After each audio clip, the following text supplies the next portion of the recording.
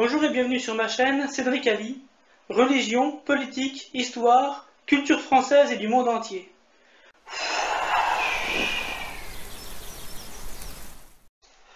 Bonjour. En 2010, le chanteur Raphaël avait fait une chanson dans le style Hexagone de Renaud qu'il avait appelé Le Patriote. Et dans son clip, il montait sur une statue de Jeanne d'Arc. C'est sur la France, ça me déprime. Il faut chanter la Marseillaise. Et avec la main sur le cœur, moi je la siffle avec les beurs. Prie pour qu'au foot on soit de la... J'ai comme une idée, faut que je te dise. Cette France, eh ben moi je la méprise.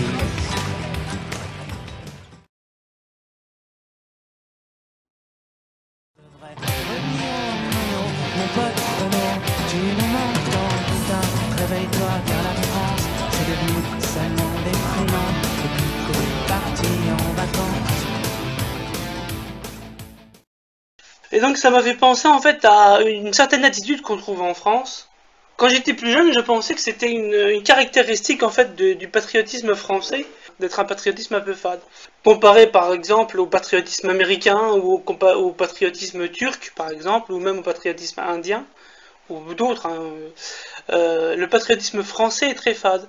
Et je me suis rendu compte en fait avec le temps qu'en fait c'est tout le patriotisme européen qui est comme ça en fait. Tous les pays d'Europe occidentale, surtout, ont un patriotisme assez fade en fait. Où les gens ils ont presque honte d'être patriotes. Montrer un drapeau français, c'est de l'extrême droite. Chanter la Marseillaise, et la Marseillaise c'est vu comme un chant militaire sanglant. Alors que c'est un chant de libération. C'est un chant révolutionnaire.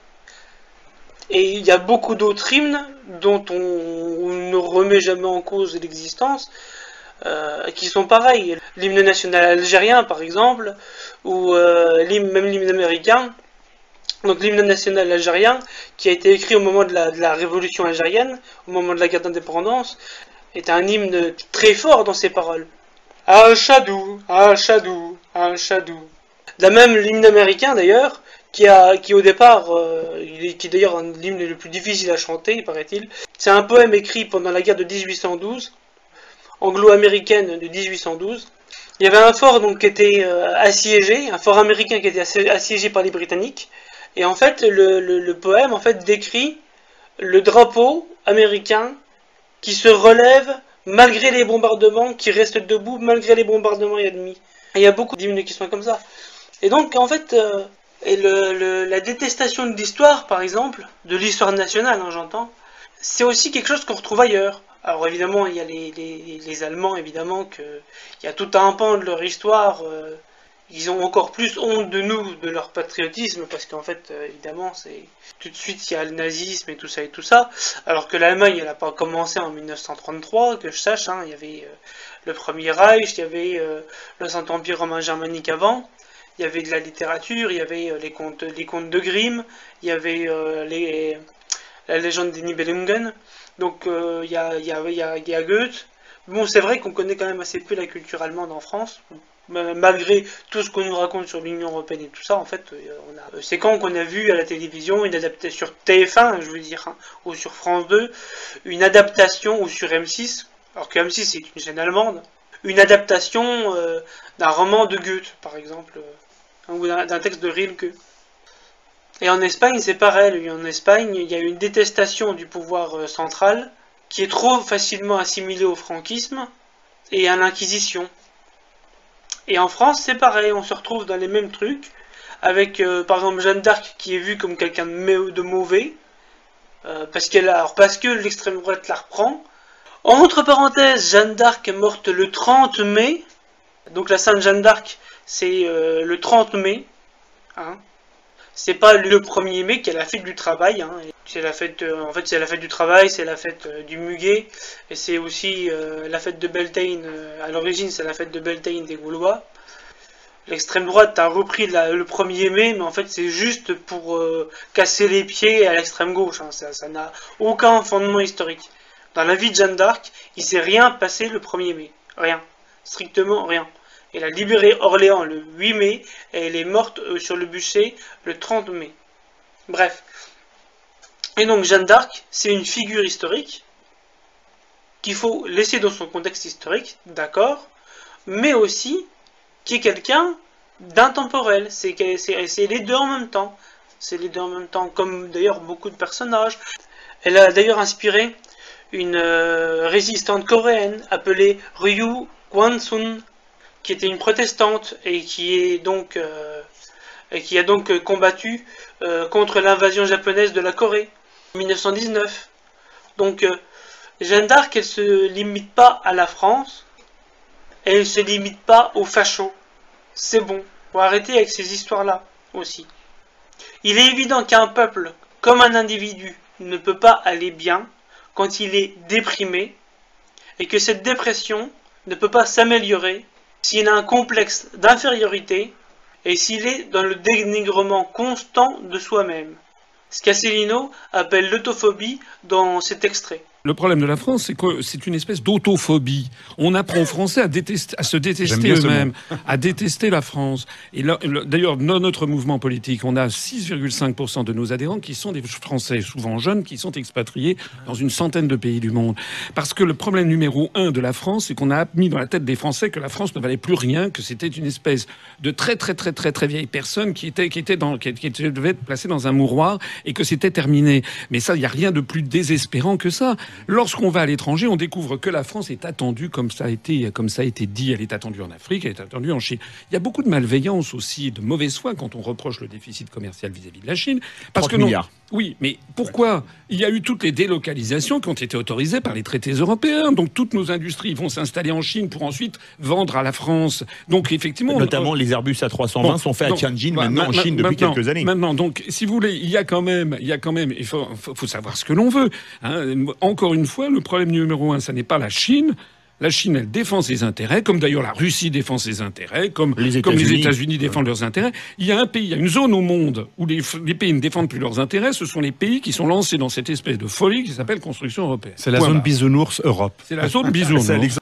Et j'ajoute que quand on doute de soi-même, on ne peut pas être heureux. Et quand on n'est pas libre, on ne peut pas être heureux non plus. Comme disait Bob Marley dans la chanson Redemption Song, Emancipate yourself from mental slavery, none but yourself can free your minds. Émancipe-toi toi-même de ton esclavage mental, car personne à part nous-mêmes ne pourra libérer nos esprits. Et donc, être patriote, ce n'est pas un choix, c'est simplement être soi-même. Nous voulons avoir un mouvement qui se situe au-dessus du clivage droite-gauche, rassembler les Français sur ce grand moment de convergence nationale pour que les Français récupèrent leur souveraineté, parce que c'est pas un truc de droite et de gauche, la souveraineté. Hein. Les Français d'extrême droite, du centre, de gauche et d'extrême gauche ils ont tous au minimum un point commun, c'est que normalement ils doivent s'entendre sur le fait que c'est quand ils votent, c'est eux qui décident. Voilà.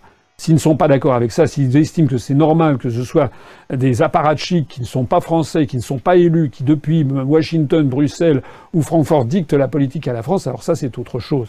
Ça c'est un esprit de soumission et de collaboration à l'ennemi, ou en tout cas à l'adversaire. Donc nous sommes extrêmement clairs et nets sur cette question. Et puis, donc il n'y a pas d'ambiguïté, c'est un truc au-dessus du clivage droite-gauche. Nous nous adressons, je m'adresse, puisque c'est moi le président fondateur, mais au-delà de moi, à tous les gens qui nous ont rejoints, nous nous adressons à tous les Français, toutes les Françaises, de bonne intelligence, de bon entendement, des gens de bonne volonté, en leur disant la situation elle est beaucoup trop grave, il faut absolument qu'on s'allie entre nous. Et on va pas faire alliance si dans le discours que je tenais, il y avait quelque chose qui faisait fuir une partie de l'électorat. C'est quand même bien évident.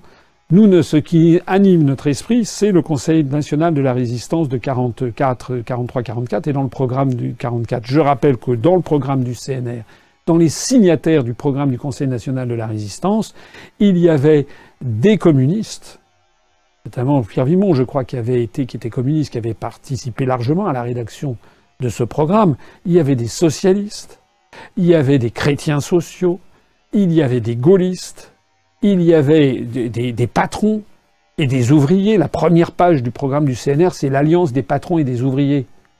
C'est pas marxiste. Il y avait même des gens de l'extrême droite de la cagoule. De Gaulle avait demandé, et il avait beaucoup tenu que Jean Moulin, qui avait la charge de faire s'allier tout le monde, il avait demandé, De Gaulle, qui est aussi des gens d'extrême droite, à condition, et c'était le cas des gens de la cagoule, les gens qui étaient d'inspiration maurassienne, à condition qu'ils soient d'accord avec les objectifs qui étaient de chasser les Allemands. Parce qu'il y a eu une extrême droite en France qui était anti-allemande. Il y a eu une extrême droite pro-nazie. Mais il y a eu aussi une gauche pro-nazie. Bon, les Doriot, les DA, ils venaient ou Laval, ils venaient de la gauche. Donc, ce qui faisait le clivage au moment de la résistance, c'était ceux qui acceptaient la soumission à l'étranger et ceux qui ne l'acceptaient pas. Ben, nous, c'est la même chose.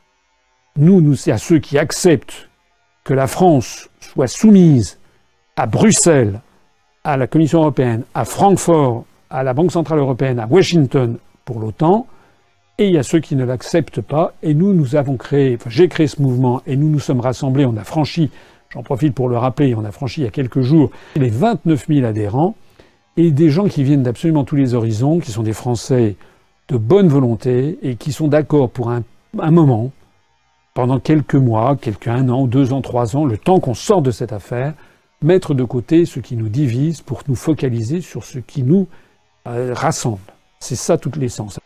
Raphaël est bien souvent à l'extrême gauche. Pour combattre la xénophobie et la beaufitude, on arrive à la détestation de soi, l'autophobie et le dénigrement de la France et des Français.